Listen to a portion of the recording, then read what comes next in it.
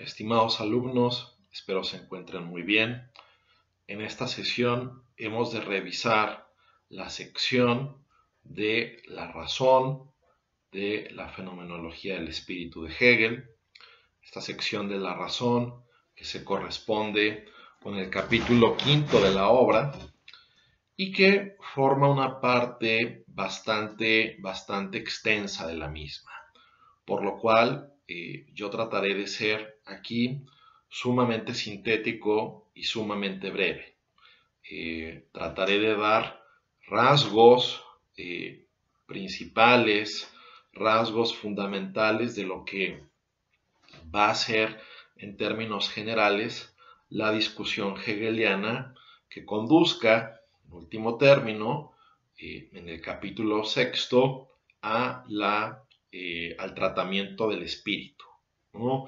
Que, como el propio nombre de la obra nos deja ver, la fenomenología del espíritu, pues esa sección jugará un papel bastante preponderante.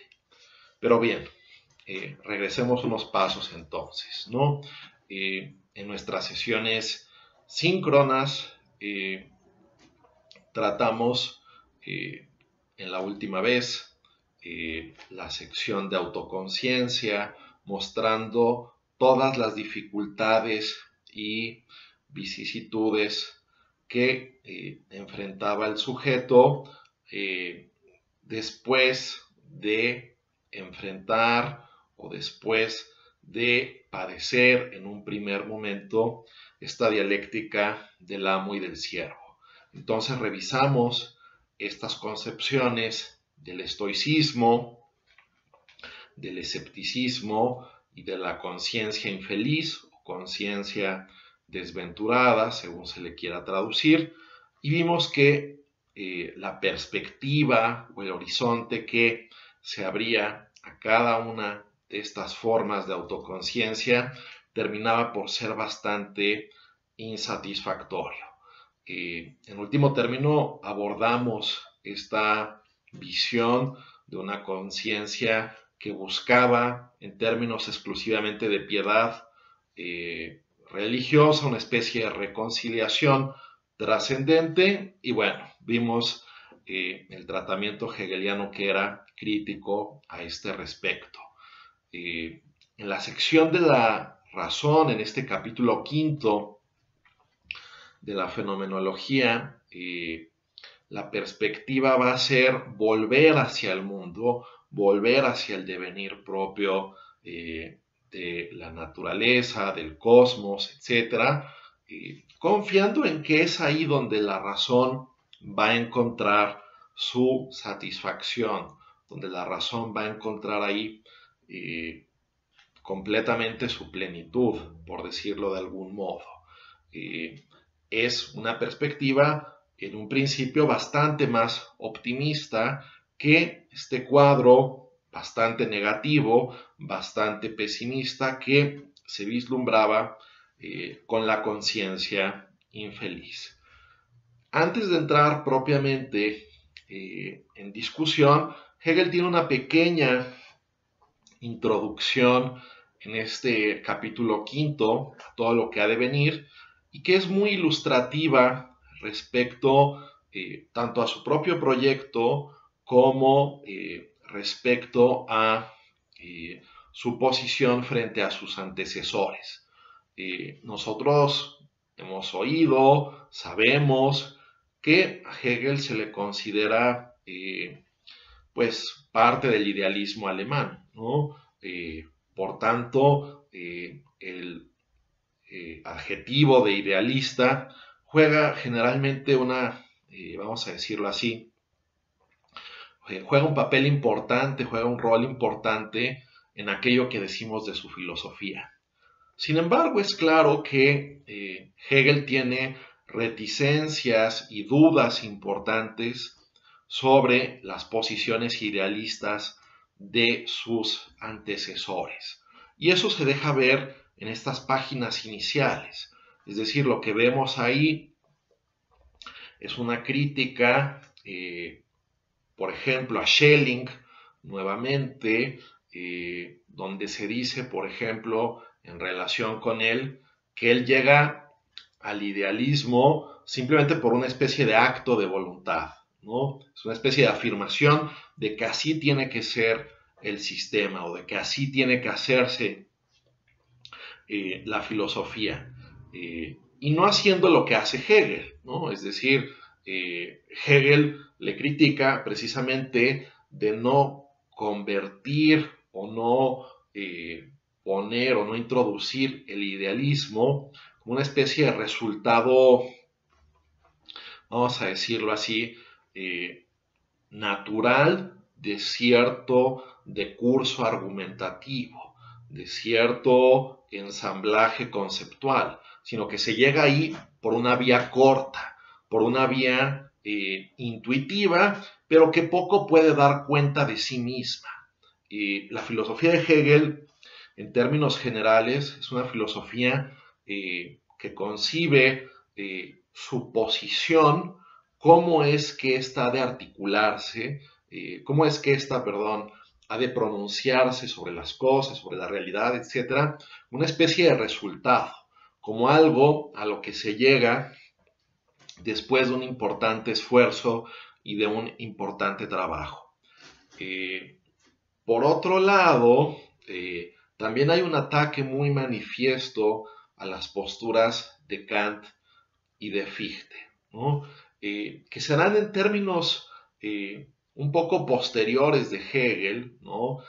Por ejemplo, si uno revisa la Enciclopedia de las Ciencias Filosóficas, o si uno revisa sus lecciones sobre historia de la filosofía, y verá uno que Hegel se refiere un tanto despectivamente, si se quiere ver así, a Kant y a Fichte como idealistas subjetivos, ¿no?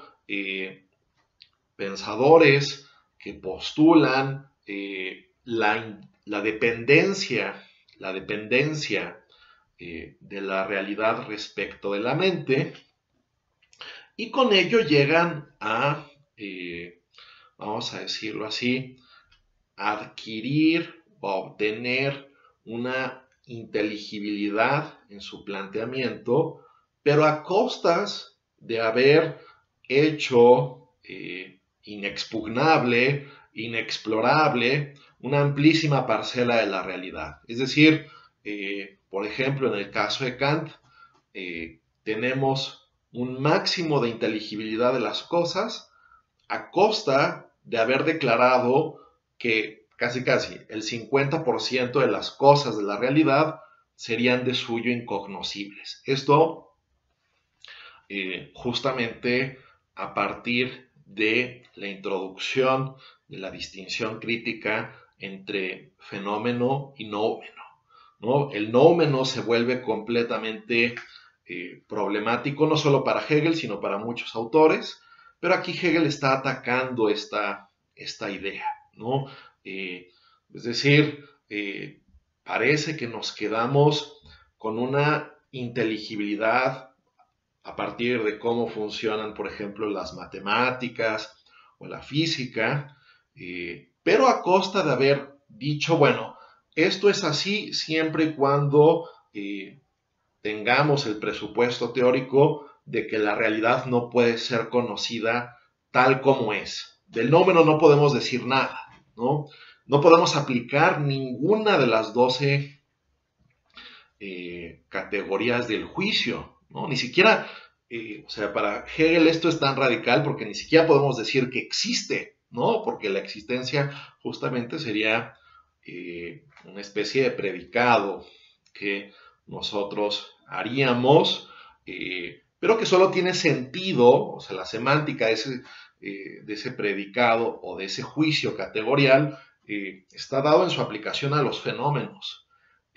Pero respecto a los nómenos, ni siquiera podemos decir entonces que el nómeno existe o no existe, simplemente como un hay abstracto, pero del que no se podría especificar absolutamente nada, y que Kant nos estaría pidiendo un tanto gratuitamente, a juicio de Hegel, que lo asumiéramos, que lo aceptáramos, que lo convalidáramos. Entonces, la postura, esto es interesante un poco que lo tengan presente de cara, por ejemplo, al capítulo octavo de la fenomenología, el breve capítulo octavo sobre el saber absoluto, porque esto va a conectar mucho con lo que se dice ahí, que tiene que ver con la postura que el propio Hegel tratará de defender, ¿no?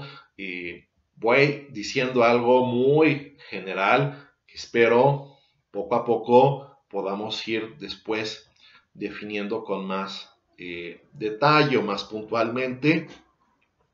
Idealismo, para Hegel se empieza a perfilar como esta concepción según la cual todo aquello que haya de inteligibilidad en el mundo o en las cosas, esto es accesible para el entendimiento humano, para la mente humana, ¿no? Es decir, hay una especie de continuidad en todo aquello que hay de inteligible o de inteligibilidad en las cosas con la inteligibilidad que es propia de nuestro intelecto, que es propia de nuestro entendimiento, ¿no?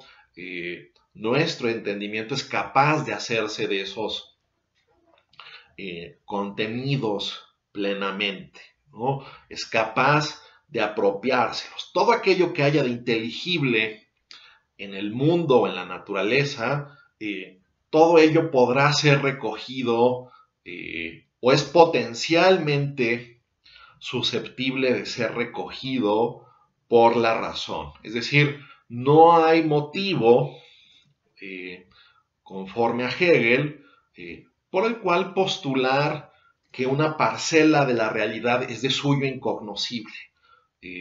¿Cómo podríamos nosotros, repito, hacer de la mano de lo que nos dicen Kant y Fichte, ¿no? Eso, de acuerdo con Hegel, es una especie de idealismo que nuevamente nos conduce a un escepticismo. Entonces, el idealismo de Hegel es una apuesta por la máxima inteligibilidad del mundo. En ese sentido puede decirse que es una filosofía idealista. Esto lo iremos tratando de especificar con más y más detalle. Pero no es idealista Hegel en el sentido de decir que la realidad depende de la mente, ¿no? Que la mente es la que construye sin más todo lo que está, metafóricamente hablando, fuera de ella misma, ¿no? Esa es la postura o ese es el tipo de idealismo contra el cual Hegel quiere pelearse. Bien, después de haber hecho esta especie de preludio o preámbulo en el capítulo quinto acerca de la razón, acerca de intentos filosóficos, en particular los intentos idealistas, que a su juicio serían profundamente inestables, profundamente equívocos, perdón, en más de un sentido, Hegel comienza a retratar un vuelco de la razón, un viraje de la razón nuevamente hacia el mundo, hacia las cosas, hacia su capacidad de clasificar, de categorizar, y tratando justamente de obtener, ahora sí, una visión del mundo, de la totalidad, que sea adecuada, una visión del mundo, de la totalidad, que sea satisfactoria. En ese sentido, podría decirse que este vuelco o que este viraje se asemeja un poco, aunque es obviamente ya un movimiento más maduro, pero se asemeja un poco al movimiento inicial con el cual partió la fenomenología al hablar de la certeza sensible, de la percepción y el entendimiento, porque nuevamente se busca encontrar una verdad, un fundamento o un asidero desde fuera, ¿no? Y esto un poco Hegel pues, parece retratarlo de la mano del éxito y del progreso de las ciencias naturales a partir de la modernidad. Pero ¿qué es lo que pasa? Bueno, nuevamente va a ocurrir un poco ese mismo problema que ya habíamos retratado. Es decir, que la razón va a reconocer poco sus propias características, sus propias propiedades, su propia índole, y va a estar demasiado volcada o vertida hacia lo exterior, ¿no? Ese es un tema que recurrentemente se observa en todo lo que viene. Esta sección se titula, es decir, aquello con lo que ya después de ese preámbulo introductorio, aquello con lo que propiamente comienza esta sección es con una razón observante, así la llama Hegel, ¿no? Una razón que busca desentrañar, advertir, elucidar todos los misterios de la naturaleza, confiada en que ella se puede enseñorear, con que ella puede de alguna manera establecer los vínculos más importantes y fundamentales de todo aquello que nos circunda. Bien, sin embargo, aquí nuevamente va a haber grandes problemáticas. Y a ver, no voy a entrar con tanto detalle a lo que aquí se dice, pero aquí Hegel hace muchas consideraciones acerca de ciencia natural, ¿no? De la manera en que se clasifican los organismos, la manera en que se clasifican, sí, los seres vivos, los climas, ¿no? Si hay una relación, por ejemplo, entre que tales o cuales animales tengan tales o cuales propiedades. ¿Esto a qué responde? ¿No? La razón se ve ahí sumida en distintas perplejidades en sus afanes de clasificación, ¿no? Es decir, podríamos quizás muy grosso modo clasificar o categorizar animales terrestres, acuáticos y de aire, ¿no? Pero después, o aéreos, pero después nos encontramos con animales que tienen alas, pero que no pueden volar, ¿no? O tenemos animales acuáticos, pero después tenemos algunos híbridos que transitan entre uno y otro medio ambiente, ¿no? Es decir, aquí Hegel va a problematizar con varios ejemplos un tanto pedestres, ¿no? No pareciera querer imaginar que él está tocando el tema de tortugas, u ornitorrincos, o reptiles, o qué sé yo. A ver, ¿a qué responde esa facticidad, ¿no? La razón tiene ciertos protocolos o criterios a partir de los cuales establecer diferencias, pero después salen una serie de facticidades ante las cuales se queda un poco perpleja, ¿no? Y ante las cuales no puede establecer suficientemente bien si aquello, por ejemplo, en aras de una taxonomía de los animales, ¿no? Que aquí estamos en una época pre-darwinista, estamos, pues sí, en el sistema de clasificación de los animales de Linneo. Aquí Hegel dice, bueno, hay cierta ambigüedad o cierto resquemor escéptico de pensar, a ver, esto responde a una ley que la razón propiamente pueda asir, o bien responde esto más bien, por ejemplo, a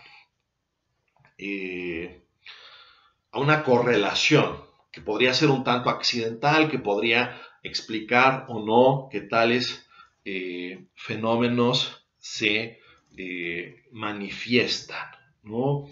De igual manera, lo que encontramos son reflexiones, repito, es una de las partes, bueno, de por sí toda la fenomenología del espíritu es muy compleja, ¿no? Pero aquí se vuelve un poco más compleja, incluso por las discusiones de ciencia natural, y que Hegel alude, pensando, me parece, en una audiencia de su época, pero nosotros a veces carecemos un poco de esos referentes concretos con los cuales estaría polemizando, ¿no? Para tratar de determinar o discernir, bueno, a qué tipo de posición o de postura científica estaría él criticando o le estaría haciendo una revisión, pues sí, bastante negativa o crítica, de alguna forma, ¿no? Pero a ver, ¿no? El tono, la temática general de este capítulo que trata de mil cosas de ciencia natural, es un poco abrumador el conocimiento enciclopédico de Hegel. En este sentido, en este capítulo, se pone a hablar de minerales, ¿no? Se pone a hablar de plantas, se pone a hablar de distintos tipos de animales, y de las maneras que tenemos de interpretar estos fenómenos de la vida, ¿no?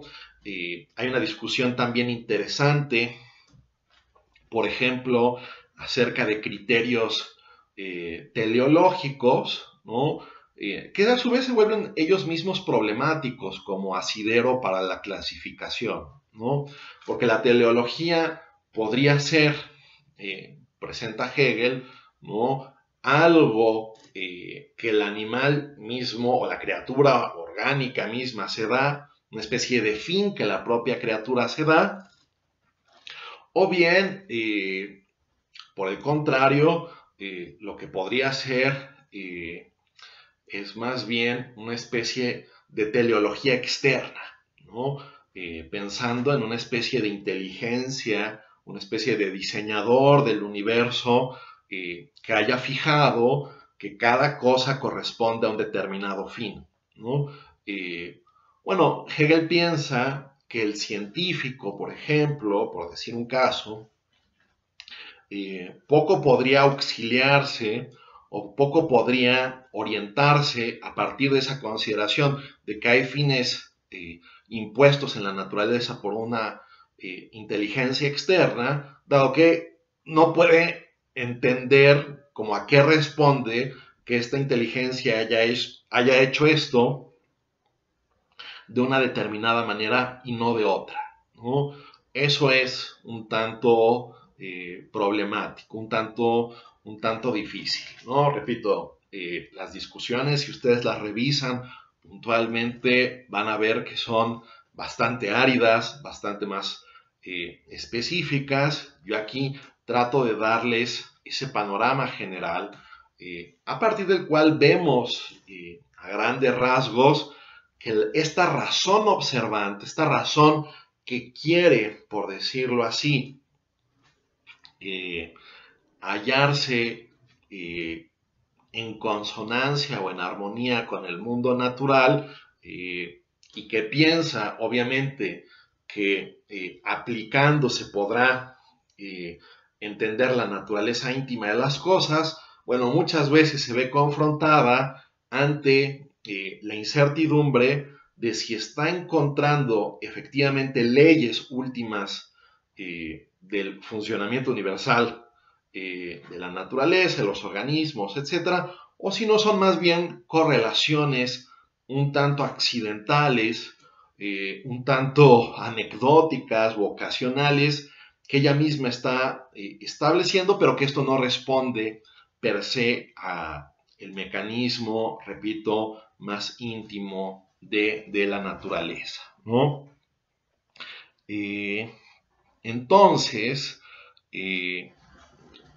esa es la temática, el tenor general de esta razón observante. A ver, quizás únicamente para ilustrar, para que me crean que esta dificultad de clasificación existe, ¿no? Leer algo muy rápido hacia, por ejemplo, el final de la página 145, todas las referencias, como de costumbre, aluden a la paginación crítica. Dice Hegel, solo semejantes leyes, según las cuales los animales que pertenecen al aire sean de la cualidad de los pájaros, los que pertenecen al agua sean de la cualidad de los peces, los animales del norte tengan una gruesa piel dotada de cabello, etc., muestra enseguida una pobreza que no corresponde a la multiplicidad orgánica, una pobreza que no corresponde a la multiplicidad orgánica. Hay una disparidad, ¿no? Entre, vamos a decirlo así, los universales y los particulares, ¿no? Esto lo voy a decir muy de paso, no voy a poder ahondar en esto aquí, pero esto va a ser un tema que Hegel retoma ya después en el seno de su filosofía madura, pensar cuál es la relación adecuada entre universalidad y particularidad, ¿no? Pero para pensar eso, la razón tiene que examinarse a sí misma, tiene que comprender su propia lógica, ¿no? De ahí que el siguiente libro de Hegel sea La ciencia de la lógica, ¿no? Tratar de establecer la relación dialéctica que guardan universales con particulares, entre otras cosas, es algo que esta razón observante tan volcada hacia lo exterior, pues no está propiamente en condiciones de hacer. Y bueno, después de esta parte, la razón observante, bueno, que se subdivide en distintos momentos, ¿no? Pero hay un giro o un vuelco interesante después, porque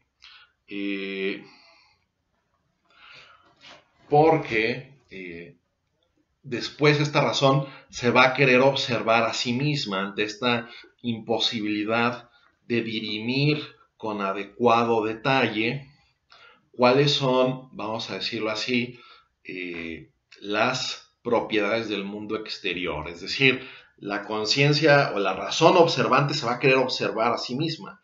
A ver, si no puedo establecer bien las diferencias climáticas, ecológicas, taxonómicas de la naturaleza, bueno, ¿qué mejor puede ser para la razón tratar de dirimirse a sí misma en su conducta, en su quehacer, ¿no?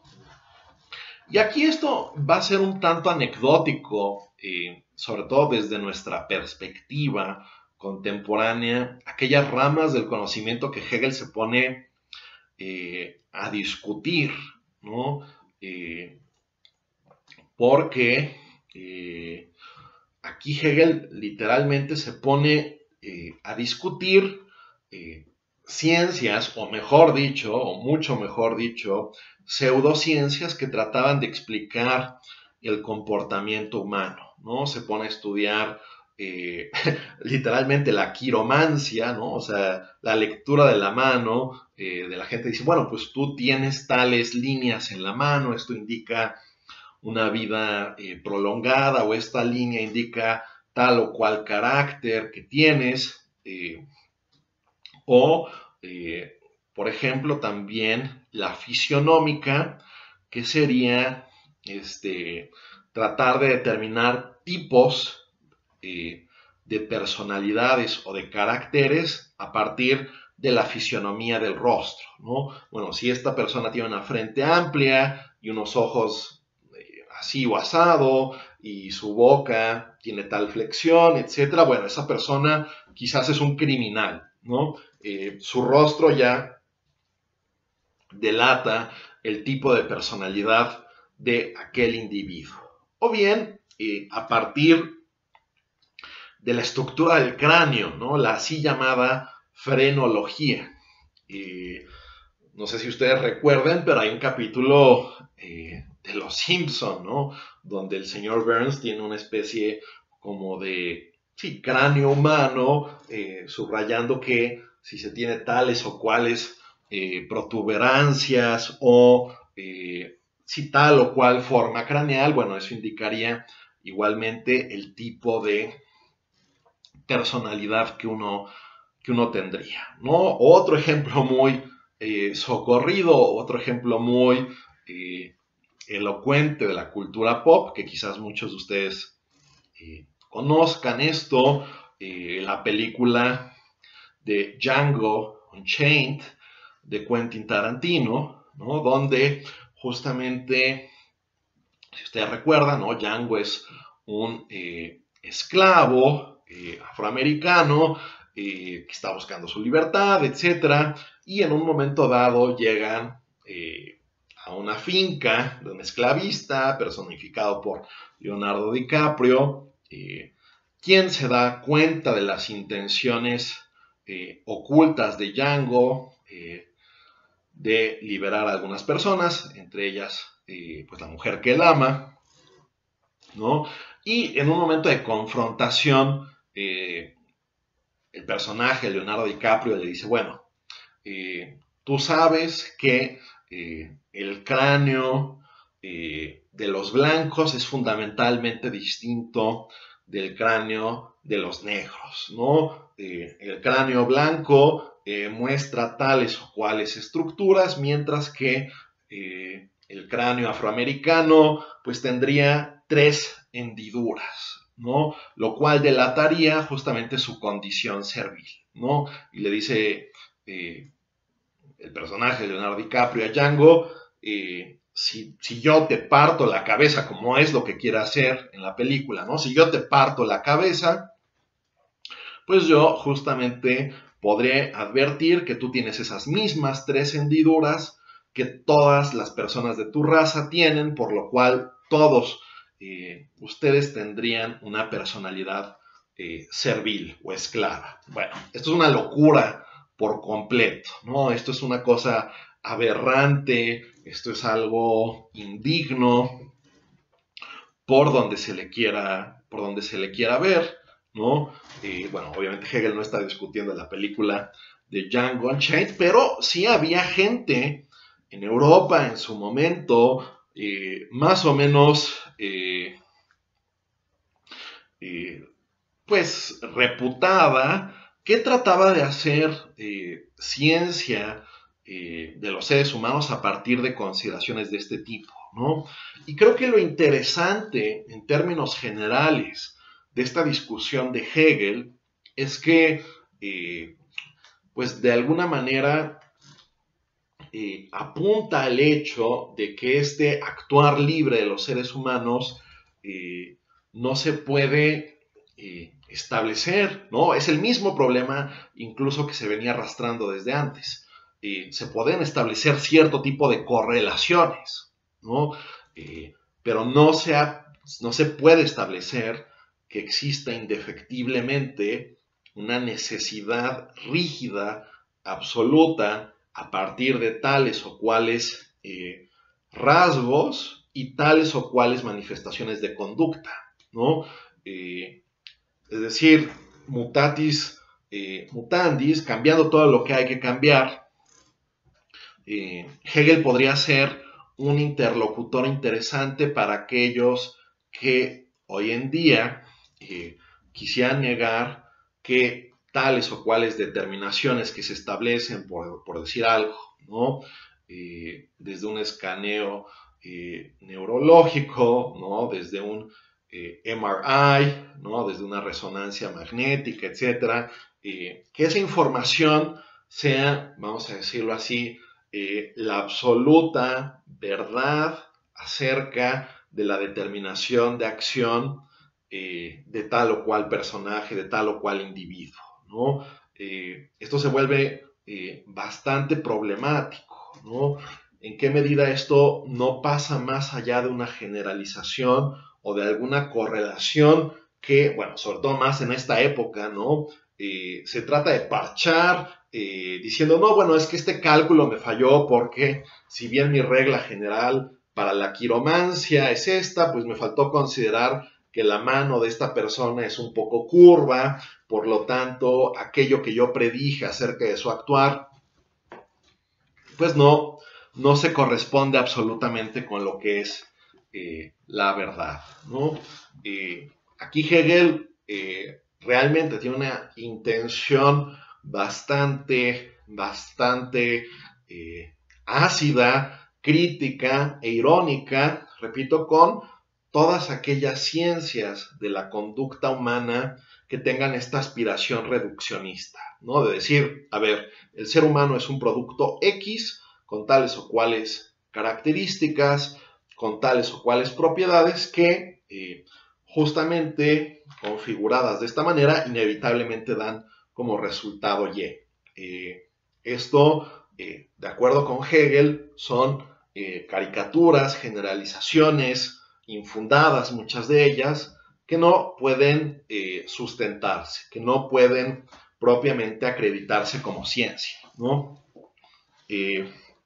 Voy a leer quizás algunas de estas consideraciones porque me parece interesantes. Repito, no son tanto interesantes contemporáneamente por el hecho de estarse peleando con, porque nadie se está peleando, me parece, hoy en día, nadie se está peleando ni con la quiromancia, ni con la fisionómica, ni con la frenología, pero sí podría haber justamente posturas que nieguen, por ejemplo, que el actuar humano pueda ser un día completa y absolutamente explicado, definido por la neurociencia, ¿no? Si no existe ciertamente un margen de indeterminación que podría dar lugar o podría dar espacio para alguna concepción de indeterminación, de espontaneidad, de libertad.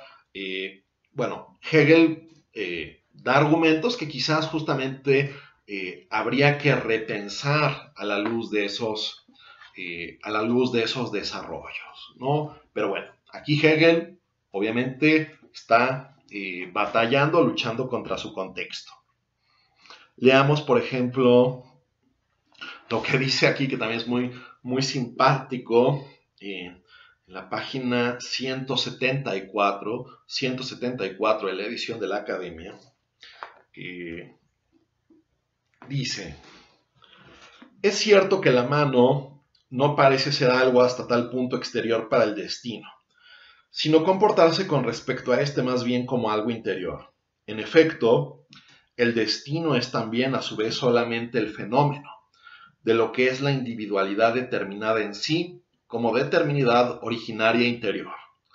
Ahora bien, para saber lo que ésta es en sí, el quiromante y el fisonomista recurren a un método más corto que el de Solón. Por ejemplo, quien consideraba que eso solo podía llegar a saberse atendiendo al curso de toda la vida, ¿no? Solón decía que solo se podía saber si alguien era feliz o no hasta su muerte, ¿no? Antes era muy temprano para determinar qué tipo de vida o qué tipo de individuo teníamos ante nosotros, pero dice Hegel, el fisionomista o el quiromante tratan de buscar o allanar una vía más corta. Él consideraba la aparición fenoménica, mientras que aquellas consideran el en sí, y que la mano debe representar el en sí de la individualidad respecto de su destino, se ve fácilmente considerando que la mano es, después del órgano del lenguaje, la que más lleva al hombre a su aparición fenoménica y realización efectiva. Es el artífice animado de su fortuna. De ella puede decirse que ella es lo que el hombre hace, pues en la mano como en el órgano activo de la realización de sí mismo, se haya dado el hombre como animador, y en cuanto que el hombre es originariamente su propio destino, la mano expresará por tanto este en sí. Bien.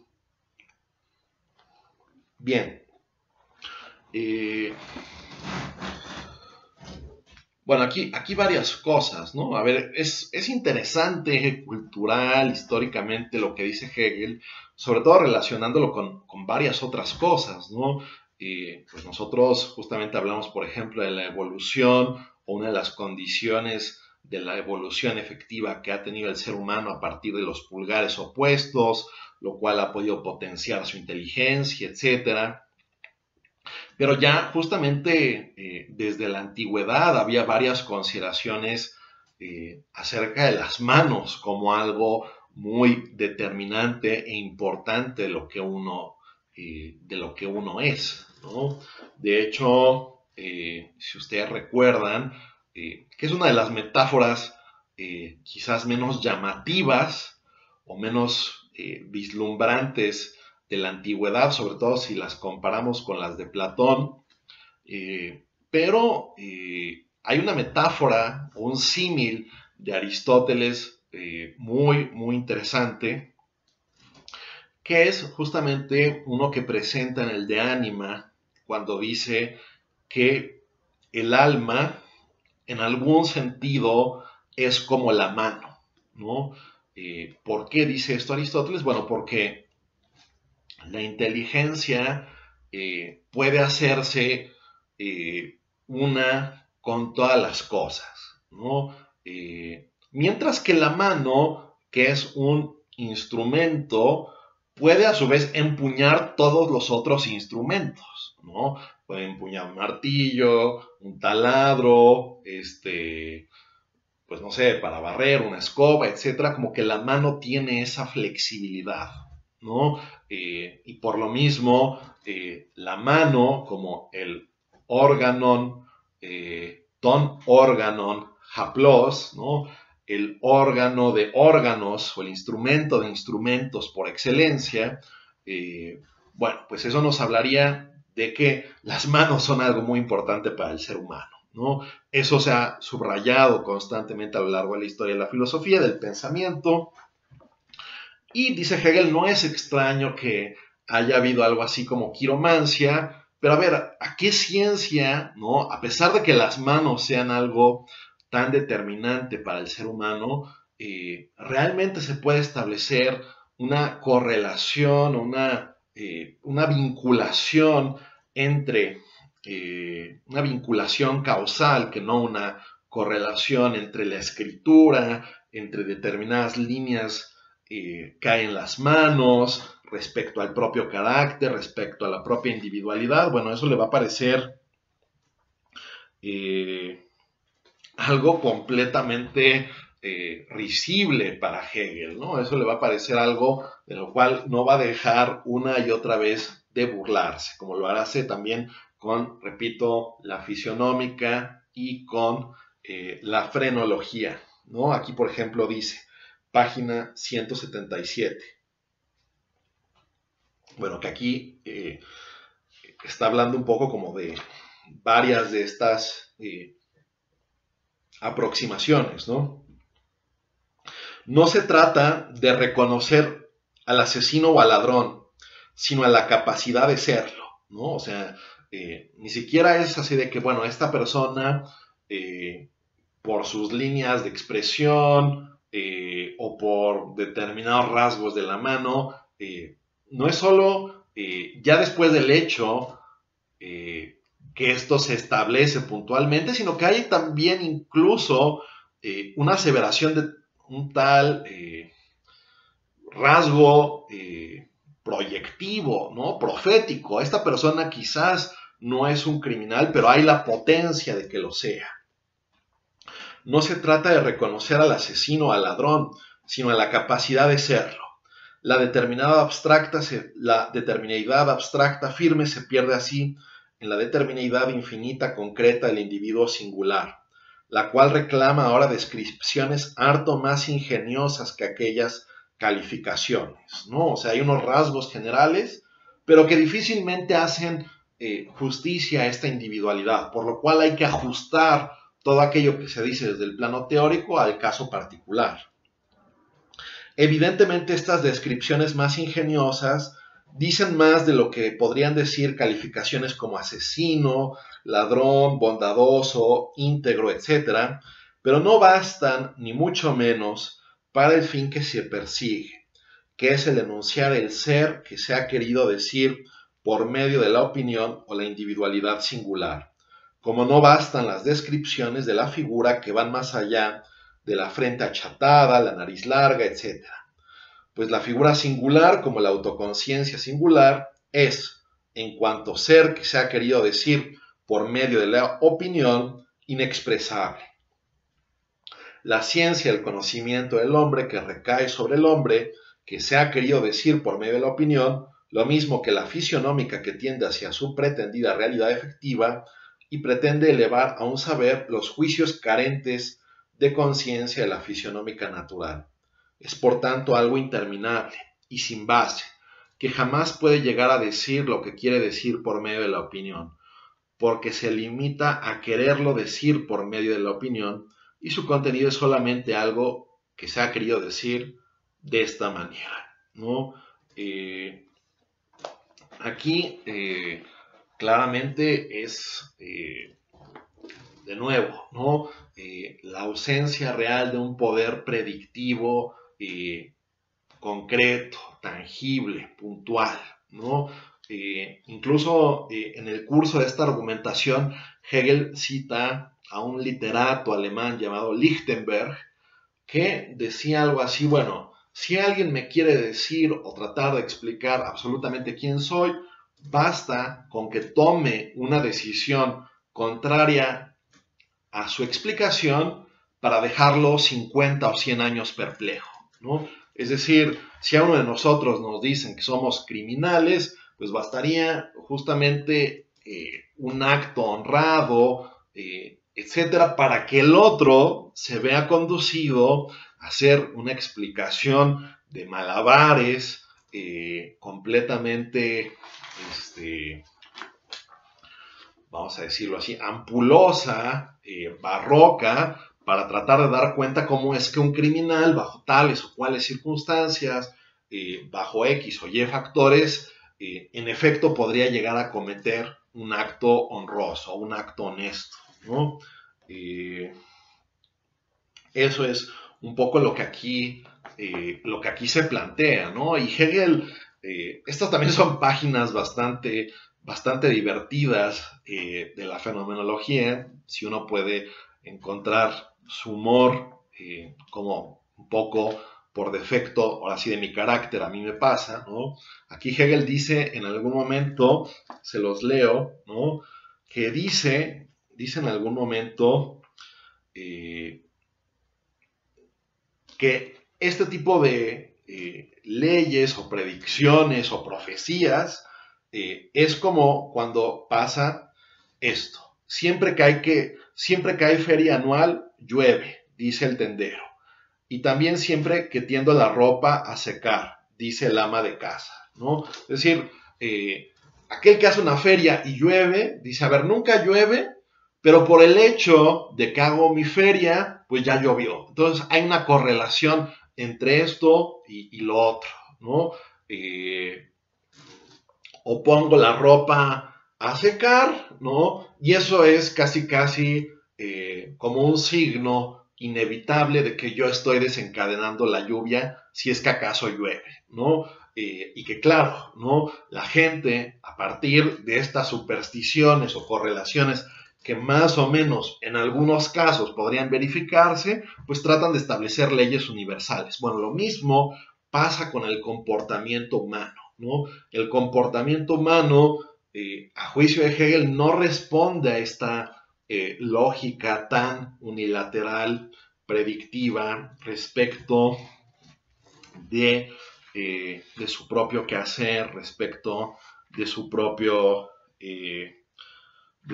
actuar, ¿no? Y finalmente Hegel llega a esta parte. Voy a leer justamente algo que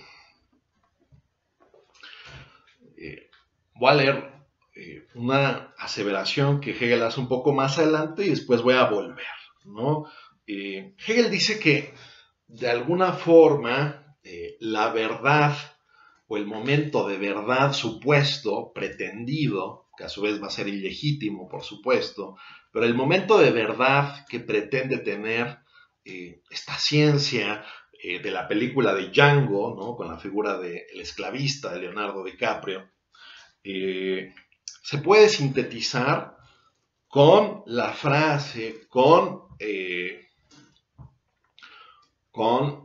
la aseveración, que esto está en la página 190 de la edición crítica, la verdadera expresión de que el espíritu es algo tal como un hueso, ¿no? Es decir, ¿qué es lo que eres? No, pues un hueso, ¿no? No eres nada más que un hueso. La forma de tu cráneo, la manera en que éste está coordinado, la manera en que éste está dispuesto, la forma, la configuración, etcétera, eso es lo que eres, ¿no? Todo lo que se puede decir de ti se puede explicar a partir de esto, ¿no? Que repito, ¿no? Hegel no entra a una discusión por obvias limitantes históricas con las neurociencias, con las ciencias cognitivas, etc.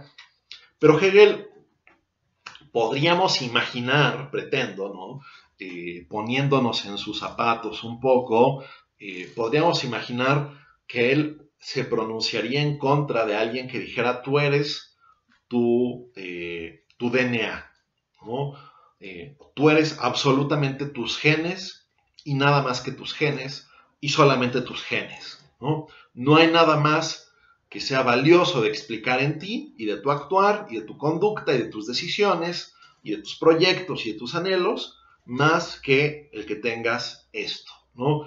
Digo, el debate es amplio, ¿no? Hay gente en el debate actual que dice cosas de este tipo, pero una postura como la de Hegel, que tampoco es que desacreditaría, ¿no? Si tratáramos un poco como de reactualizarla, no es que negaría, por supuesto, por entero cualquier hallazgo que se pudiera hacer desde estos saberes, desde estas disciplinas, pero sí podemos imaginar que los relativizaría, ¿no? Que los relativizaría, que los pondría un poco en paréntesis, los moderaría, los atenuaría, buscaría poner esto en concordancia o en relación con otras cosas. Podríamos imaginarnos que eso sería la postura de Hegel y al menos hipotéticamente podríamos decir que es una postura válida en la actual discusión, ¿no? Pero bueno, habiendo dicho eso, ¿no? Que es esta postura de la cual Hegel pues también quiere distanciarse, quiere argumentar en contra y también quiere burlarse de esto, bueno, o sea, de que el espíritu es un hueso, pues va a presentar algunas ideas, algunos desarrollos en ese tenor, ¿no? Me regreso un poco simplemente para leer algunas cuestiones muy brevemente, que tengan ustedes las referencias, ¿no? En la 184 dice, ahora, esta conciencia tiene que ocuparse de la relación más determinada entre los dos lados. El hueso craneano tiene sin duda, en general, la significación de ser la realidad efectiva inmediata del espíritu, pero la multilateralidad del espíritu da a su existencia la correspondiente multivocidad. Lo que se trata es de obtener la determinidad de la significación de los distintos lugares en que se divide esta existencia, cosa que a juicio de Hegel no se va a poder hacer, ¿no? Cosa que a juicio de Hegel no se va a poder establecer, incluso por justamente ciertas bifurcaciones, ¿no? En relación entre la mente y el cráneo, ¿no? ¿Qué es lo que determina una cosa? ¿El hueso determina el espíritu o el espíritu determina el hueso craneal? Incluso algo tan básico, tan simple no se puede establecer algo en este sentido tan puntual o tan tajantemente, ¿no? Y aquí una de las referencias más divertidas, por ejemplo, no voy a leer dos, pero una de las más divertidas tiene que ver con, con el caso de Hamlet, ¿no? Aquí Hegel alude, ¿no?, a esta escena donde Hamlet, ¿no?, en la obra de Shakespeare, va a un cementerio y se pone a dialogar justamente con un cráneo, ¿no? Y bueno, ¿qué se puede establecer a partir de esto, ¿no? Dice Hegel. También esto sigue siendo, esto es igual, página 184 de la edición crítica. También a la vista de un cráneo como el de Yorick en Hamlet, se pueden ocurrir diversas cosas. Pero el hueso craneano, considerado como para sí, es una cosa tan indiferente, tan escueta, que en él inmediatamente no puede verse ni quererse decir por medio de la opinión nada más que él mismo.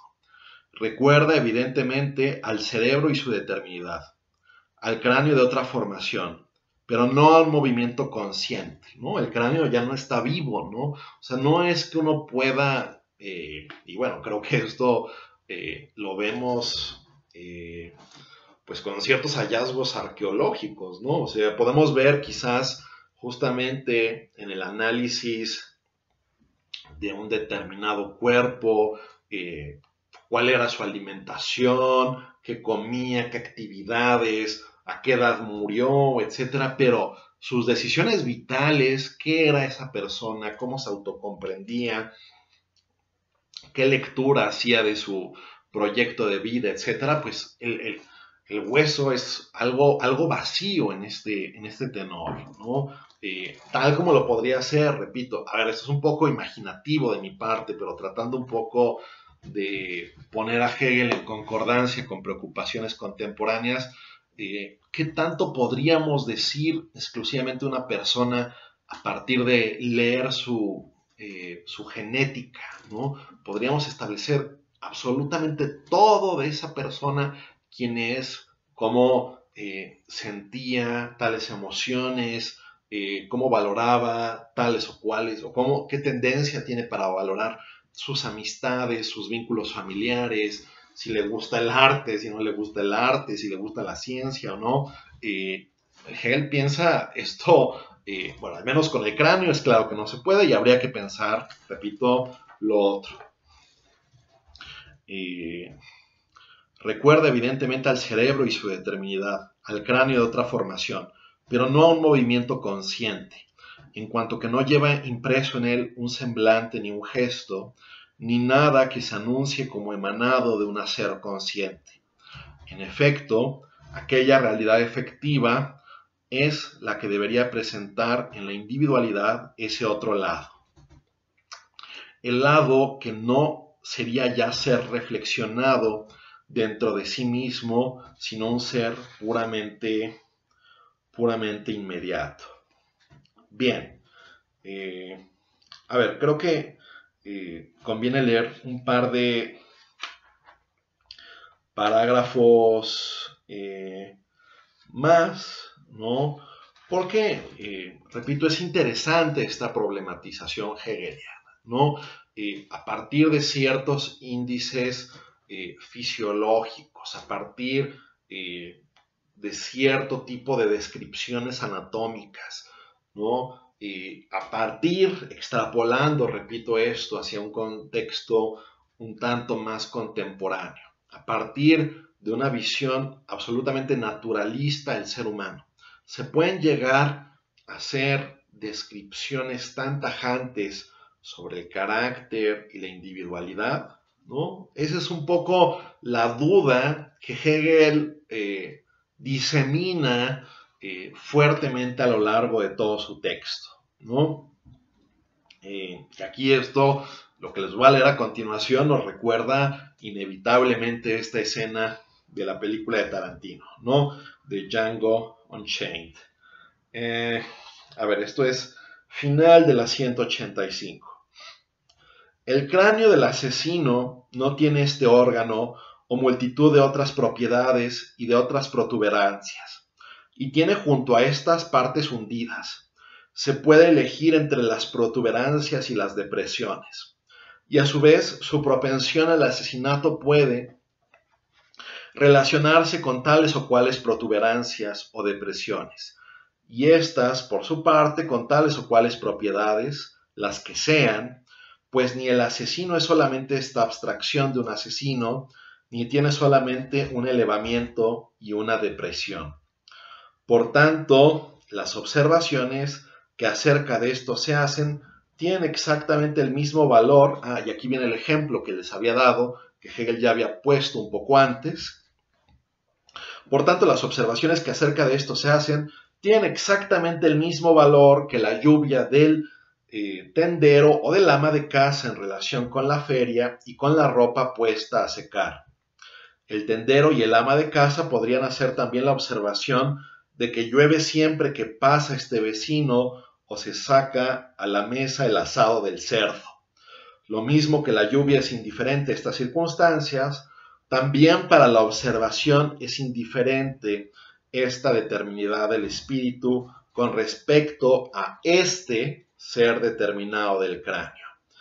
Y en efecto, de los dos objetos de este observar, el uno es un escueto ser para sí, una propiedad osificada del espíritu, lo mismo que el otro es un escueto ser en sí, y siendo ambas cosas osificadas, cada uno de ellos es perfectamente indiferente con respecto a todo lo demás, ¿no? Son ámbitos realmente divorciados, no se ha pensado bien, si es que lo hubiera, una vinculación dialéctica más esencial entre los mismos. Por lo tanto, estas descripciones son completamente anecdóticas, son completamente azarosas o accidentales, ¿no? Repito, ¿no? Cualquier protuberancia que uno pudiera decir de que esta persona o que hace que esta persona sea tal o cual, al más mínimo contraejemplo tendríamos que redefinir completo esta ciencia pretendida que tendríamos respecto del actuar humano. En fin, no quiero detenerme mucho más en esta sección que, dicho sea anecdóticamente, ocupa muchas páginas de la fenomenología del espíritu, lo cual, como les decía en algún momento en la clase, ¿no? En la clase síncrona, este es un libro que habla de todo, ya lo hemos podido ver, habla de estoicismo, escepticismo, las teorías de la substancia, concepciones acerca de la ciencia, críticas hacia el idealismo anterior, tiene referencias históricas muy diversas, y aquí se explaya Hegel, y ver esto con el más puntual detalle ciertamente sería una cuestión de un seminario pues, prácticamente dedicado a la materia, ¿no? Me parece más bien que lo importante de cada ustedes es simplemente dejar asentado que esta es la tónica, ¿no? Poner en duda, cuestionamiento, poner en tela de juicio que nos presenta Hegel respecto a estas ciencias reduccionistas, reductivas, que tratan de establecer la totalidad de lo que es el espíritu, el quehacer y la libertad humana a partir de observaciones externas, ¿no? A partir de cuestiones un tanto, vamos a decirlo así, unilaterales, un tanto sesgadas, que dejan de lado pues muchos factores, ¿no? Culturales, sociales, estadios biográficos de la propia vida del individuo en cuestión. Todo ello hace que esta explicación pues se trueque bastante insatisfactoria a su juicio. Bien, la siguiente sección dentro de este apartado de la razón que nosotros habíamos dicho, ¿no? Apartado A, razón observante. Después viene B, la realización efectiva de la autoconciencia racional mediante sí misma. A ver, ¿qué podemos decir a este respecto, ¿no? Aquí vamos a encontrar un giro donde se vuelca todo de nueva cuenta hacia el quehacer, hacia lo práctico, ¿no? Donde todo se vuelca nuevamente, no tanto a cómo juzga la razón el mundo, sino cómo actúa o cómo incide en él, ¿no? Por lo que se ve entonces, esto es un continuo pivote, ¿no? O sea, nosotros vimos cómo en el apartado de la conciencia lo principal era lo teórico. En el apartado de la autoconciencia lo principal es lo práctico. En este gran apartado que es la razón, se vuelve a empezar con esta razón observante desde un punto de vista teórico y después se recala en un punto de vista práctico, el quehacer práctico, ¿no? Y aquí Hegel está retratando distintos proyectos modernos, distintos proyectos que, pues podríamos decirlo así, desde el Renacimiento en adelante, filosóficamente o culturalmente pudieron tener una valía, ¿no? Y esto desde la perspectiva de una palabra clave, que sobre todo en el discurso filosófico, sin duda, se afianza muchísimo con la figura de Kant, que es justamente la palabra autonomía, ¿no? Es decir, a ver, si ustedes ven textos clásicos o textos medievales, textos antiguos, clásicos o medievales, lo que va a ser un hecho es que a la autonomía no se le va a dar un papel preponderante, o al menos no se le articula a la misma como un valor o como un concepto o como una noción que debería ser, vamos a decirlo así, prevalente o determinante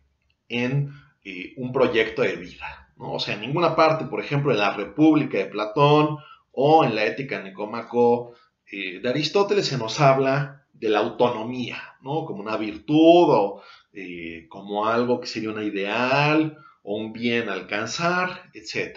Eso no juega un papel ahí, ¿no? En la lectura de varios, y entre ellos Hegel, resulta manifiesto que la autonomía es preponderantemente un ideal moderno. Ahora, como todo ideal moderno y como todo ideal incipiente, la autonomía o los ejercicios de autonomía van a ser un tanto erráticos o fallidos en un comienzo, ¿no? Cada vez que se comienza o se intenta hacer algo, pues hay inevitablemente que ir haciendo ajustes, ¿no? Importantes precisiones. Entonces, se los puedo poner en estos términos, ¿no? Para Hegel, si bien va a ser importantísimo el concepto de autonomía moderno, que repito, quizás alcanza una expresión paradigmática en Kant, pero que hay varios momentos anteriores donde se puede vislumbrar en la propia modernidad a algo que apunta hacia la autonomía. Si bien Hegel no está en contra de la autonomía, ni mucho menos, piensa que una autonomía exacerbada puede conducir a resultados como que bastante nefastos o bastante cuestionables, ¿no? En ese sentido, en términos más amplios, en términos más grandes, lo que les podría decir es que el proyecto de la filosofía de Hegel busca reconciliar la autonomía, ¿no? El ideal moderno de autonomía, con el ideal o con la concepción de aquello que era para los griegos una eticidad para Hegel, ¿no? Es decir, la eticidad, nosotros, si se acuerdan, esto lo volveré a decir muchas veces en lo que viene, sobre todo a partir de la sección del espíritu, pero la eticidad es como este entramado de costumbres, de prácticas, de tradiciones y de instituciones que le dan a los individuos una dirección o una orientación en su actuar, ¿no? Que a juicio de Hegel eso era lo prevalente en el mundo antiguo, ¿no? Que había una eticidad común, una especie de ethos común que regía la vida en sociedad, las celebraciones, los ritos, las tradiciones, etc. Ese ethos, sin embargo, era un ethos un tanto inocente y muy proclive a ciertas problemáticas, como veremos más adelante en el curso, ¿no? Hegel quiere, por decirlo así, muy simplificado esto, la manera en que lo voy a presentar, pero quiere reconciliar un ideal de eticidad, pero un ideal de eticidad moderno, con una concepción adecuada, ajustada de lo que es la autonomía, ¿no? Estos dos ejes van a ser muy importantes en su filosofía, sobre todo ya en su filosofía más madura, es decir, ya no tanto incluso en esta fenomenología del espíritu de 1807, sino más bien en su filosofía del derecho de 1820, ¿no? Pero aquí todos estos elementos ya empiezan a cobrar sentido, ya empiezan a cobrar una dirección específica, ¿no? Nosotros veremos cómo en el primer capítulo en el primer momento del capítulo sexto, que es el capítulo del espíritu, Hegel empieza con una discusión de la eticidad griega, ¿no? Y va a tratar de mostrar por qué esta se fractura, por qué esta tendía a escindirse y por qué esta, al final de cuentas, se disgregó, ¿no? Entonces, sus explicaciones en la fenomenología operan un tanto ex negativo, ¿no? Desde lo negativo, mostrando ciertas fracturas, etcétera, pero apuntando indirectamente hacia aquello que él mismo va a tratar de abrazar. Pero bueno, volviendo al punto, entonces, aquí ya no es una razón como tal que observa, sino es una razón que actúa, ¿no?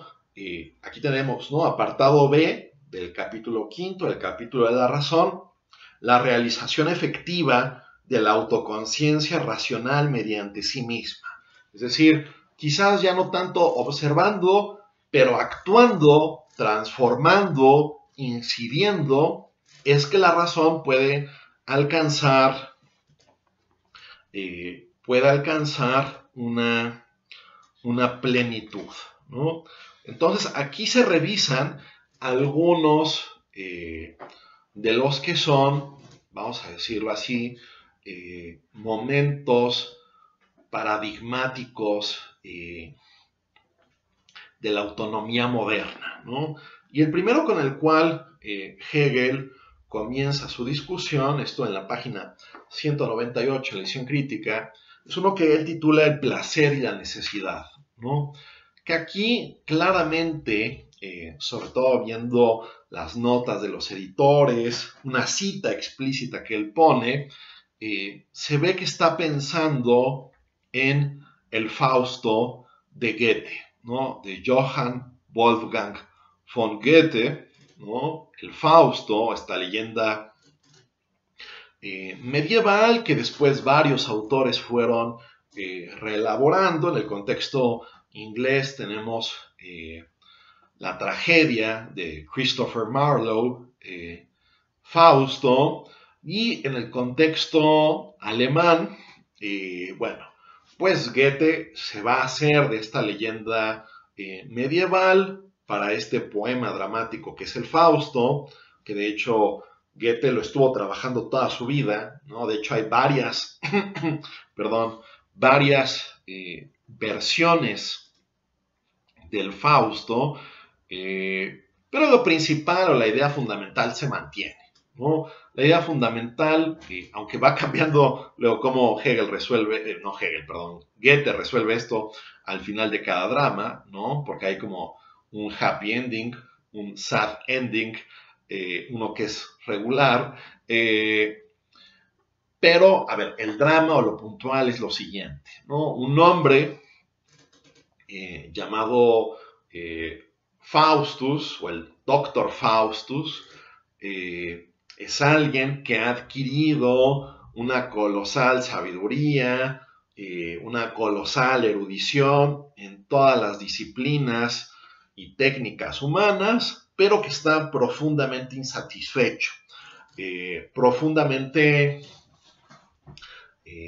pesimista, ya no tiene ninguna, vamos a decirlo quizás con esta expresión francesa, joie de vivre, ¿no? Alegría de vivir, ya no tiene ninguna alegría de existir, de vivir, etc. Entonces, pues en un momento dado decide hacer un pacto con el diablo, ¿no? Para tener una vida llena nuevamente como de experiencias,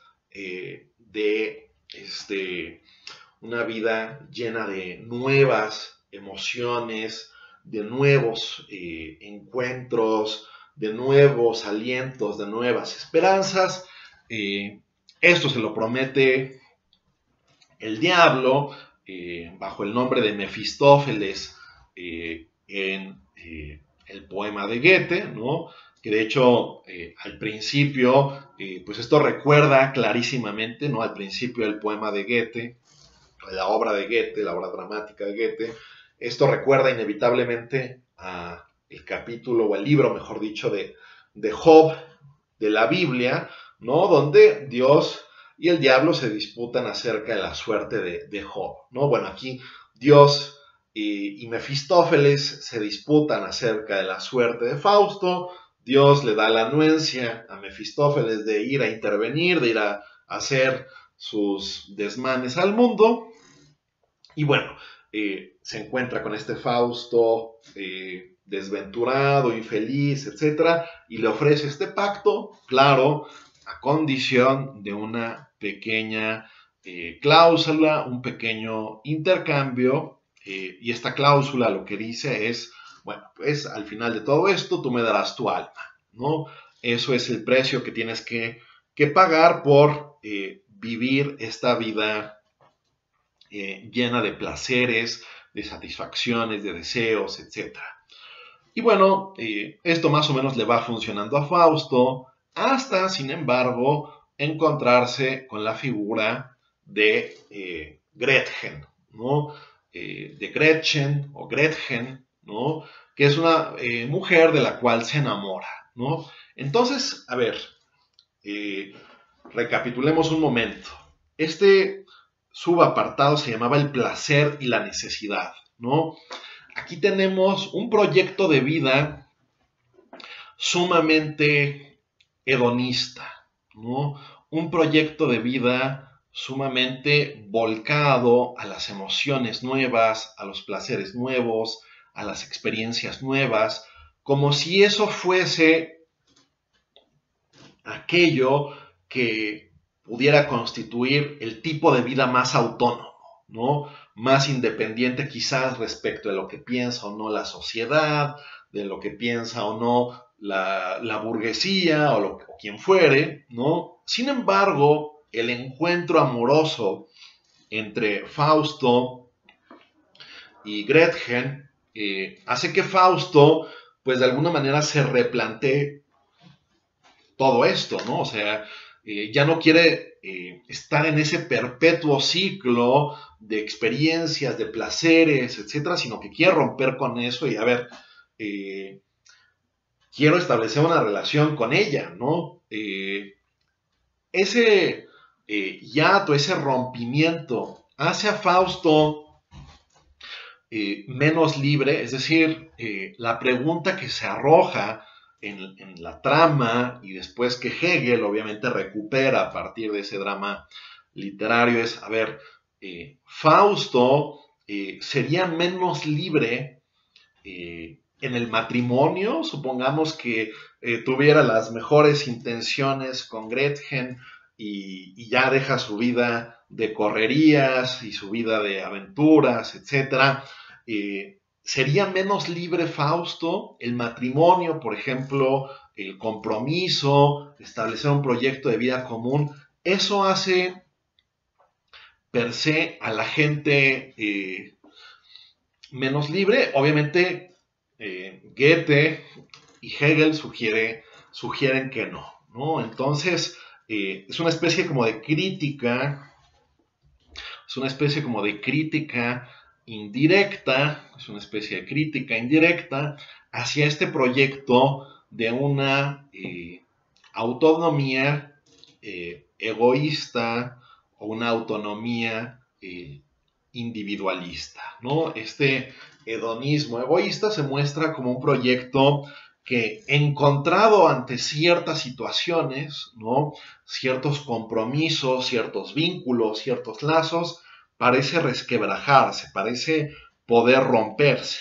Bien, no es que Hegel dé una, vamos a decirlo así, demostración exhaustiva de por qué este Fausto primero, repito, hedonista se encuentra en el error o esté mal, pero sí pone el dedo en la llaga, al igual que Goethe en el drama, diciendo, bueno, aquí habría que pensar si efectivamente el hombre, el ser humano se vuelve menos libre en la medida en que establece lazos, compromisos, vínculos, y si esto no más bien, como va a apostar Hegel también en su filosofía un tanto más de madurez, si esto no es más bien la expresión más efectiva, digámoslo, de una autoconciencia racional, ¿no? De hallarse libre incluso en los vínculos, en el compromiso,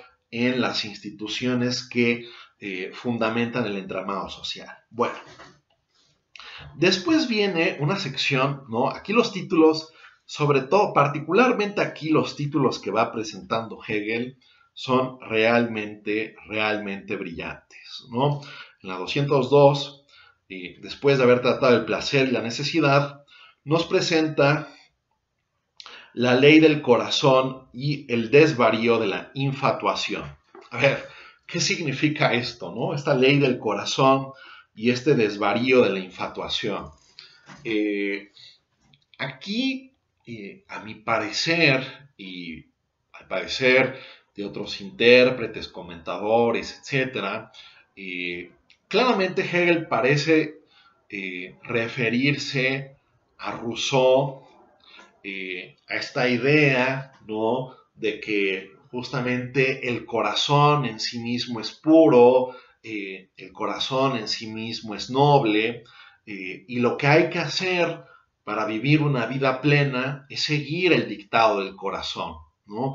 Es el seguir el dictado de esta naturaleza más íntima que habita en todos nosotros, ¿no? Y que a todos nosotros nos interpela. Ustedes podrán recordar un poco estos discursos sobre las ciencias y las artes que presenta Rousseau, muy a contrapelo de lo que es la Ilustración en términos generales, porque ahí Rousseau se muestra pues bastante crítico en relación con el progreso, con el continuo avance de determinadas ciencias y artes que supuestamente harían más civilizado al ser humano, ¿no? Por el contrario, ¿no? Para Rousseau se han ido fomentando toda una serie de vicios y de rivalidades sociales. Hay vicios que son específicamente sociales, a partir de la competencia, de la envidia, etcétera, que solo se han podido desarrollar en las sociedades modernas, ¿no?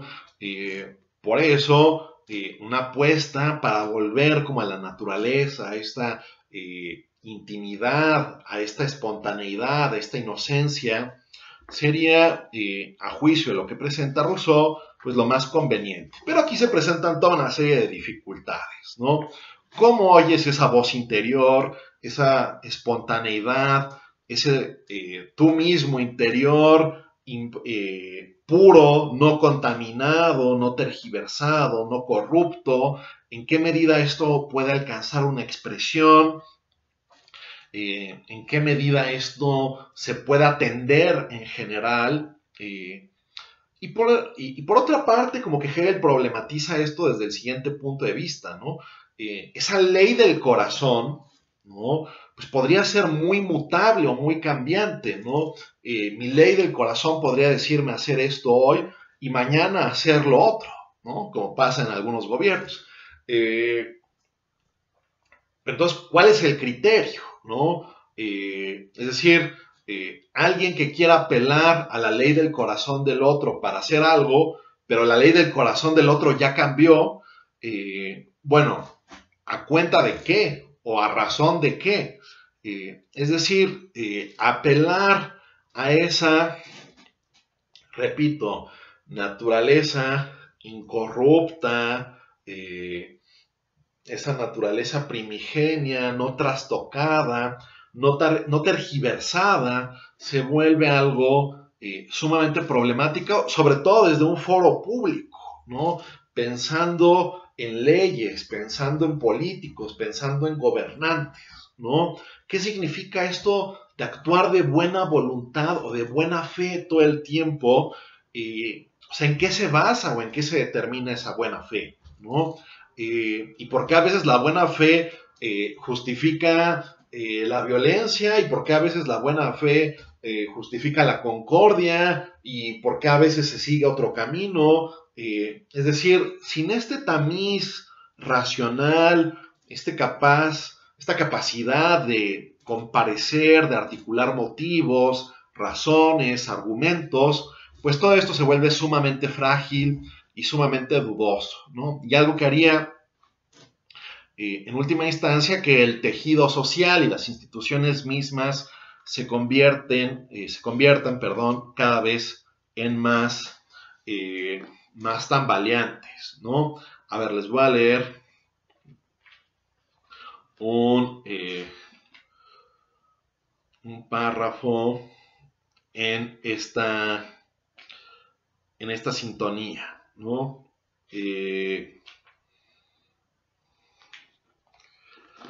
Dice Hegel en la 206: las palpitaciones del corazón por el bienestar de la humanidad se transforman así en la furia de la infatuación de mente, ¿no? O sea, alguien puede ser, quizás, ¿no? O sea, esto también es un escenario que nos presenta Hegel, alguien absolutamente puro de corazón, según lo que él dice, pero a los ojos externos es un demente, es un desquiciado, ¿no? Las palpitaciones del corazón por el bienestar de la humanidad se transforman así en la furia de la infatuación de mente, en el furor de la conciencia de mantenerse contra su destrucción. Y ello es así porque arroja fuera de sí la inversión que la conciencia misma es, y se esfuerza en ver en ella un otro y en enunciarla como tal. Enuncia, por tanto, el orden universal, ¿no? O sea, denunciar todo lo que es, cualquier semejanza con la realidad, paréntesis, es pura coincidencia, ¿no? Pero denunciar a toda una serie de instituciones, a que todo lo que se hizo fue malo, a que todos los que nos rodean son corruptos, y que por lo mismo uno tiene una pureza del corazón inquebrantable, que justifica cualquier acción, ¿no? Que eso es uno de los temas fundamentales de toda la fenomenología del espíritu, pero que aquí aparece de una forma muy eminente, ¿no? Los otros eran malos al hacer esto, ¿no? Eran desvergonzados, improbos, corruptos, criminales, ¿no? Pero si yo lo hago, está bien, porque aunque es un mal medio, es el único medio que en este momento reconoce la ley de mi corazón, ¿no? O sea, la ley de mi corazón prescribe algo y eso hay que hacerlo, que quizás los otros lo harían, pero no son tan buenos como soy yo, ¿no? Esto es el furor o la demencia de la ley del corazón que aquí Hegel denuncia. Y ello es así porque arroja fuera de sí la inversión que la conciencia misma es y se esfuerza en ver en ella un otro y en enunciarla como tal. Enuncia, por tanto, el orden universal como una inversión de la ley del corazón y de su felicidad, manejada por sacerdotes fanáticos, por sacerdotes fanáticos y orgiásticos déspotas y sus servidores, quienes humillando y oprimiendo tratan de resarcirse de su propia humillación, como si ellos hubieran inventado esta inversión esgrimiéndola para la miseria sin nombre de la humanidad engañada. En este su desvarío demencial, la conciencia proclama la individualidad, ¿no? O sea, yo soy bueno y los otros no lo son, como lo determinante de esta inversión y esta demencia, pero una individualidad extraña y contingente, ¿no? Sin embargo, es el mismo corazón o la singularidad de la conciencia que quiere ser inmediatamente universal, ¿no? El causante de esta inversión y esta locura. Y su hacer solo consigue que esta contradicción llegue a su conciencia. Es decir, aquel que quiere hacer lo que hace el líder, en virtud también de esa pureza de corazón, pues también puede permitirse hacer los actos más indignos, ¿no? Pero justificado o avalado por la individualidad de alguien. Es decir, aquí Hegel nuevamente problematiza algo que se venía haciendo, me parece, desde el político y las leyes de Platón, ¿no? En Platón, ¿qué tenemos? ¿No? En Platón tenemos la república, por ejemplo, donde rige el rey filósofo, ¿no? Pero esto es como algo arquetípico, ideal, ¿no?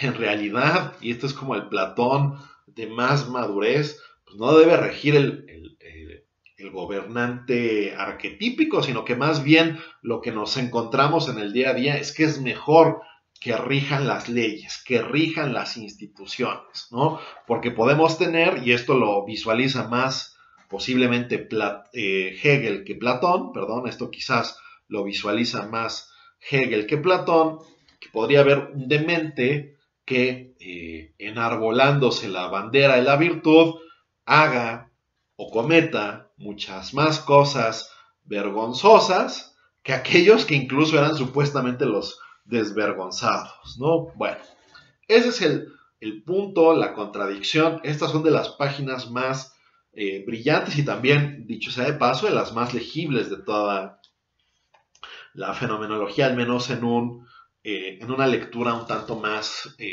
rápida, ¿no? Una lectura un tanto más primera. Bien. ¿Qué viene después? La virtud y el curso del mundo, ¿no? Es decir, un proyecto que aquí se alude a la virtud, pero no hay que irse con la finta de que está hablando de la virtud Hegel en un sentido clásico. Si una virtud en un sentido moderno, que es quizás un tanto más individualista y que proclama un poco lo siguiente, ¿no? A ver, quizás yo tengo algo un poco o un tanto más racional, bueno, obviamente aquí ya es un progreso de la conciencia, un progreso de la razón respecto a la ley del corazón. A ver, yo quiero hacer el bien, ¿no? Estoy convencido de que quiero hacer el bien, que esto tiene que hacerse, tiene que realizarse. Y hay que oponerse para hacer el bien hay que oponerse al curso del mundo, ¿no? Hay que oponerse al curso de las cosas, ¿no? Igualmente, todo lo que pasa, todo lo que ocurre, todo lo que adviene es igualmente una catástrofe, ¿no? Entonces, como que el individuo tiene que librar, ¿no? Este individuo autónomo, estamos, recuerden, viendo distintos proyectos de autonomía moderna. Bueno, pues el individuo autónomo tiene que oponerse a el curso del mundo, que es esencialmente corrupto. Sin embargo, esta virtud moderna, individualista, para Hegel ofrece la siguiente problemática, y es que de alguna forma, por ejemplo, incluso cierto tipo de acción egoísta o self-interested puede generar buenos resultados, ¿no? Y aquí parece Hegel pensar un poco en la economía de su tiempo, ¿no? Pensemos Adam Smith, etcétera, de ver si cada quien vela por sí mismo, incluso con la intención más ensimismada o buscando su propio beneficio, si cada uno hace esto de la manera más diligente, eso va a generar como que el mayor bien posible, ¿no? Un poco aludiendo quizás a esta idea de una mano invisible que ordenará las cosas, ordenará el mercado de forma tal que todos puedan derivar de esto el mayor número de bienes, ¿no? Entonces, ¿qué es lo que pasa? Es decir, aquí como que las categorías de bueno y de malo como que se desdibujan, pierden un poco su contorno, se desdibujan. Si el malo y el bueno terminan generando un beneficio social, quizás en los mismos términos, pues ¿en qué se distinguen? ¿No? O sea, ¿en qué se distingue el que yo quiera hacer estas cosas para mi entorno, para mi comunidad, motivado quizás por una buena intención, que aquel que es quizás como un capitalista desalmado, pero que ve que esto igualmente le conviene, ¿no? Que igualmente esto le conviene como que a sus intereses de mercado. Es decir, a ver, aquí también sin entrar tanto a detalle en esto, lo que se podría decir a grandes rasgos, ¿no? Recuerden que estamos haciendo este panorama súper, vamos a decirlo así, sinóptico, ¿no? No estamos entrando todo esto con el mayor detalle porque hacerlo implicaría un seminario exclusivo y dedicado a la fenomenología, pero un poco para que se queden con la idea general de esto, es claro para Hegel que esta conciencia no ha pensado de forma suficientemente dialéctica su relación con el mundo, ¿no? Por lo cual no puede ella misma como diferenciarse realmente de aquel, de aquel que hace el mal, ¿no? Por lo mismo son como figuras prácticamente homogéneas, y aquí es igualmente muy brillante la manera en que Hegel describe esto, no sin una importantísima ironía.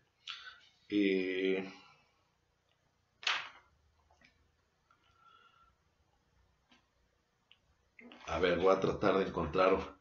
Es que hay un pasaje particularmente claro en este sentido, pero ahorita lo perdí de vista.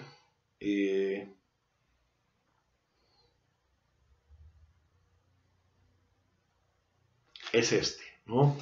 Que pone Hegel un poco la figura, yo creo que igual no sé si estoy pensando en algo como el Quijote o algo de la literatura de la época, ¿no? Que ya hemos visto que Hegel refiere, por ejemplo, al Fausto, no es de extrañar que esté poniéndonos ciertas referencias literarias veladas, pero aquí pone justamente el combate ¿no? Esto me suena muy quijotesco, pero si alguien tiene una referencia, igual en las clases síncronas me lo puede decir.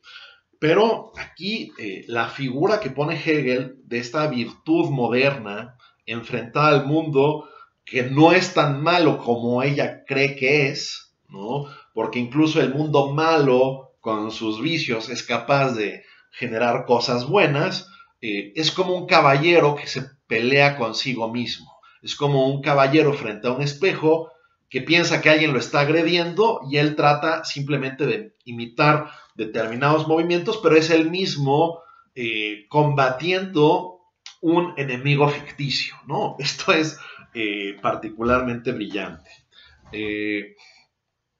Dice Hegel, ¿no?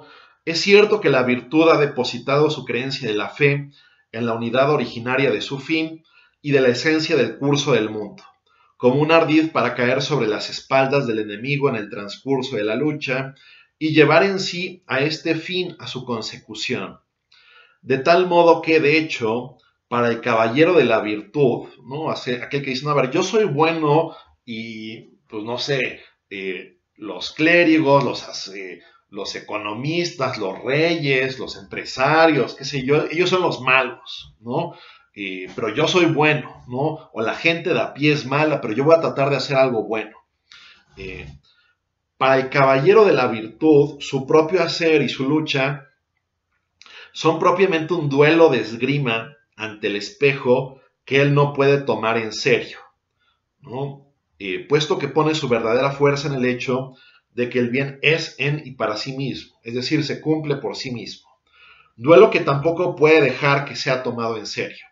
En efecto, lo que vuelve contra el enemigo y encuentra vuelto contra sí, y que expone a que se desgaste y se deteriore tanto en él mismo como en su enemigo, no debe ser el bien mismo, por cuya preservación y cumplimiento lucha, sino que lo que aquí se expone son solamente los dones y capacidades indiferentes, ¿no? Es decir, ¿quién es mejor? O sea, no está tanto en disputa al final del día lo que presenta Hegel aquí, que no les pasé la referencia, pero es la página 210 de la edición crítica. Lo que está aquí en disputa no es tanto quién hace el mayor bien, porque lo puede hacer tanto el que tiene una intención benevolente como el egoísta, sino quién tiene la capacidad de arrogarse ser el verdadero paladín, el verdadero héroe social, ¿no? Es decir, podemos distinguir a un verdadero héroe social uno de otro si al final del día acaban haciendo exactamente lo mismo. ¿Por qué uno busca justamente este reconocimiento enarbolando la bandera del bien, ¿no? Yo soy bueno más que el otro, pero también te dice, no, pero es que el otro también hace cosas buenas. Sí, pero yo tengo que ser más bueno porque soy yo, ¿no? Porque te lo digo yo, ¿no? Como dirían los españoles. En fin, esta idea, este momento es lo que se pone aquí seriamente en disputa, ¿no? Dice, sin embargo, estos no son de hecho otra cosa que precisamente aquel mismo universal carente de individualidad, que debe mantenerse y realizarse de modo efectivo por medio de la lucha, ¿no? Que aquí la lucha obviamente alude a la lucha del amo y del siervo, ¿no? Pero aquí es una lucha ya más sofisticada. Es una lucha por ver quién va a ser el verdadero paladín, el verdadero héroe, el verdadero prócer, ¿no? Y si esto realmente es una disputa, una pelea real que haya que tener, ¿no? O sea, en fin, como que Hegel pone aquí, sin darnos una solución absoluta, última, sobre qué pasa, ¿no? Vuelve a poner el dedo en la llaga sobre un proyecto de autonomía cuya realización estribaría en decir o presentar, bueno, yo soy el mejor o yo soy el bueno, independientemente de lo que el otro haga, yo por definición tengo que ser el mejor y tengo que sobresalir en esta lucha. Una lucha de vida o muerte, pero quizás nuevamente una lucha por el reconocimiento. Bien, quería tratar dos temas que de hecho inauguran una nueva subsección del propio apartado de la razón, ¿no? Perdón, quería tratar tres otros momentos de autonomía que vienen contenidos a su vez en un tercer y último apartado del capítulo de la razón titulado La individualidad que es en sí y para sí misma real, que esto obviamente sigue en el movimiento o en el vuelco práctico del que hablamos, pero que esto ya, al menos según la arquitectónica de la fenomenología, constituye otra cosa. Bueno, este video ya es un tanto extenso, por lo tanto lo vamos a dejar aquí, ¿no? Entonces, en la próxima sesión asíncrona terminaré de tratar esto de la individualidad que es en y para sí misma real, y comenzaré a hablar sobre el capítulo sexto, que es el capítulo sobre el espíritu. Bien, aquí lo dejamos en esta sesión. Pronto les haré llegar el video, el link, perdón, con el video correspondiente. Bueno, muchas gracias. Un saludo a todos.